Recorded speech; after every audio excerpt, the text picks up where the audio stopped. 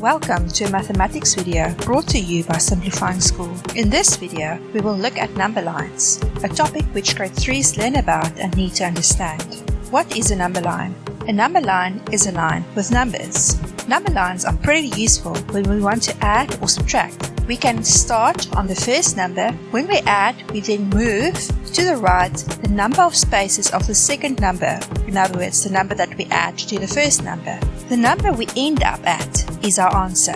Let's look at this example. 2 plus 4, so jumping 4 places, equals 6. 6 is the number we end at, and that is our answer.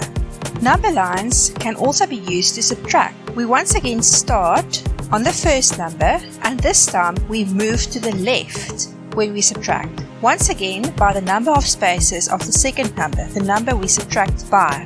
The number that we end on is our answer. Starting at 8, jumping 3 places to the left, so in other words 8 minus 3 gives us 5. This is how we can use number lines to add and subtract. You can also be asked to indicate numbers smaller or greater than a certain number on a number line. For example, all numbers smaller than 4, that would be 3, 2 and 1. Or all numbers between and including 3 and 5.